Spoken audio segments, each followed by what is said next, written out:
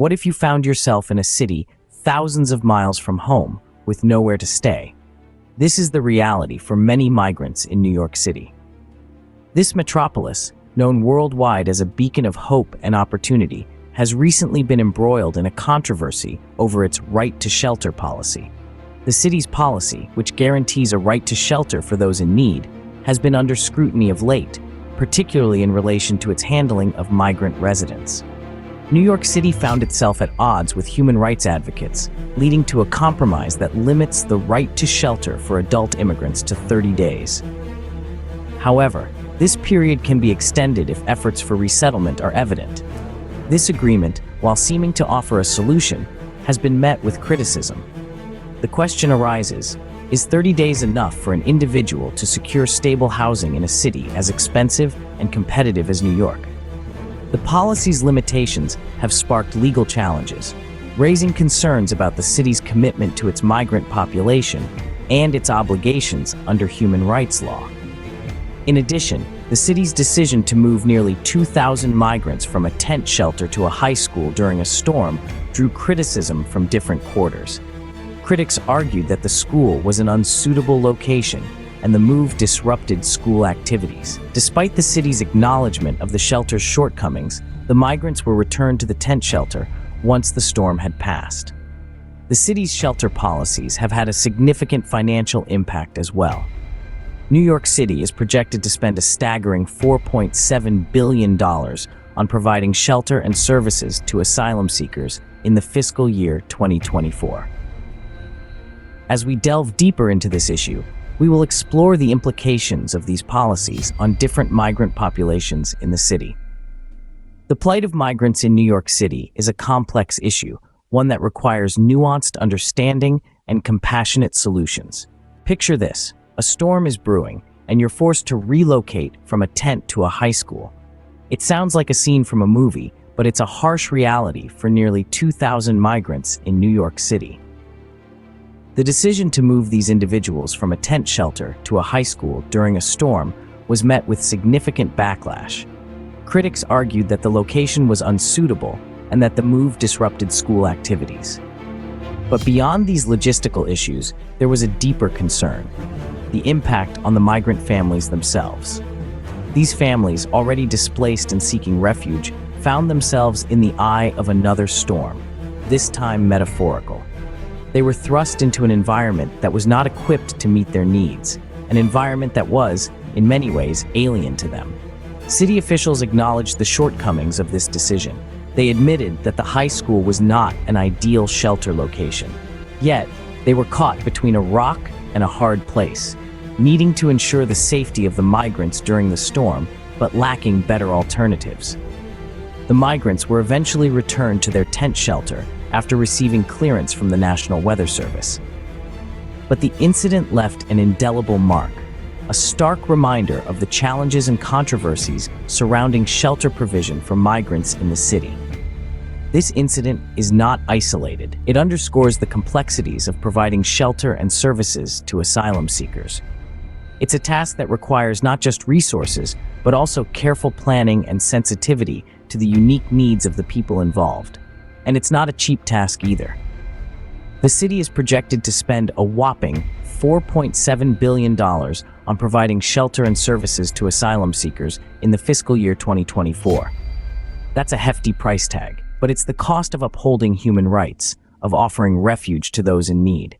This incident underscores the complexities of providing shelter and services to asylum seekers, a task costing the city a projected $4.7 billion in the fiscal year 2024. Imagine being singled out, not because of what you've done, but because of where you're from. This is the experience of many African migrants from Mauritania and Senegal in New York City's shelters. The Adams administration in New York City implemented a policy that has had a disproportionate impact on these migrants. Despite not being the most populous groups in shelters, Mauritanian and Senegalese migrants received the highest percentage of eviction notices. The policy's bullseye was primarily on single adults, who form the majority of the African migrant population in shelters. Their longer and costlier journey alone, often fraught with perils, leaves them in desperate need of shelter upon arrival. The policy, however, seems to overlook the unique challenges these African migrants face. Language barriers, for instance, make it incredibly difficult for them to communicate with shelter staff, understand their rights, or even seek employment. Without a robust community support system, the path to integration into existing diasporic communities is steep, making the 30 or 60-day limit on their shelter stay seem arbitrary and inhumane. Thankfully, there are organizations stepping up to fill the service gaps. They have expanded their services to address the needs of these migrants, providing language assistance, legal aid, and a bridge to the wider community. Yet, despite their efforts, many migrants find themselves on the streets, evicted from the shelters that were supposed to be their safe haven. As we delve deeper into this issue, it becomes increasingly clear that the city's shelter policies have inadvertently created a tiered system where one's country of origin can dictate the level of assistance received. It's not just about providing a roof over one's head, but about understanding the distinct challenges each migrant group faces and tailoring assistance accordingly. As the city grapples with its shelter policies, it's clear that a one-size-fits-all approach may not be the answer. But what does all of this mean for those most affected, the migrants themselves? Let's take a moment to delve into the real-life implications of these policies. Picture this. You've journeyed thousands of miles in pursuit of a better life. You've left behind everything you know, only to find yourself in a city where the welcome mat is pulled from under your feet after 30 or 60 days. Imagine the uncertainty, the fear. One day, you have a roof over your head. The next, you're out on the street, grappling with a language barrier, trying to navigate a foreign land and left to the mercy of the elements. This is the reality for many migrants who find themselves evicted from shelters in New York City. Yet, amidst this struggle, there's a tenacity that cannot go unnoticed, a determination that, despite the odds, keeps them going. Picture the mother who, having been evicted, spends her nights on the streets, but her days looking for work to feed her children. Think of the young man who, after losing his shelter, uses the city's library to learn English and find a job. Consider the community organizations stepping up to fill the gaps, offering support services to those pushed out onto the streets. These are the unsung heroes, the people on the ground making a difference, one life at a time. These are not just policy outcomes. These are human beings, each with their own story of resilience and survival. Their experiences underscore the fact that while policies may be designed to manage resources, they can't lose sight of the human element. And so, as we talk about shelter policies and the city's approach to managing its migrant population, let's not forget the individuals at the heart of the matter. Because at the end of the day, these policies are not about numbers on a spreadsheet, they're about people. These stories remind us that behind every policy decision, there are real people whose lives are deeply impacted. As we look to the future, the question remains, what will happen to the migrants in New York City? New York City is at a crossroads. It is a city that prides itself on its diversity, its welcoming spirit, and its reputation as a beacon of opportunity. Yet the treatment of its migrant population raises questions about how well these values are truly upheld. Potential policy changes loom on the horizon. The recent controversies surrounding shelter policies have not gone unnoticed. Lawmakers, advocacy groups, and concerned citizens are pushing for change.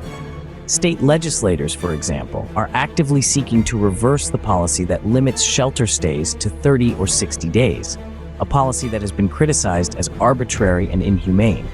Advocacy work continues in full force. Nonprofit organizations are expanding their services to fill the gaps left by current policies. They are providing essential support to migrants, from legal aid to language classes, and are tirelessly working to counter the challenges posed by language barriers and lack of community support. But amidst these efforts, the city's responsibility towards its migrant population cannot be forgotten. It is the city's duty to ensure that everyone, regardless of where they come from, is treated with dignity and respect. The city must strive to create an environment where all of its residents, including migrants, can thrive. And you, as concerned individuals, can play a part in this. Stay informed about this issue, engage in dialogue, voice your opinions, and stand up for what you believe is right. After all, change is often sparked by the actions of the many, not just the few. In a city known for its diversity and opportunity, the way it treats its most vulnerable residents is a testament to its values. Let's hope that New York City, in the face of these challenges, can prove itself to be a city that truly values all of its residents.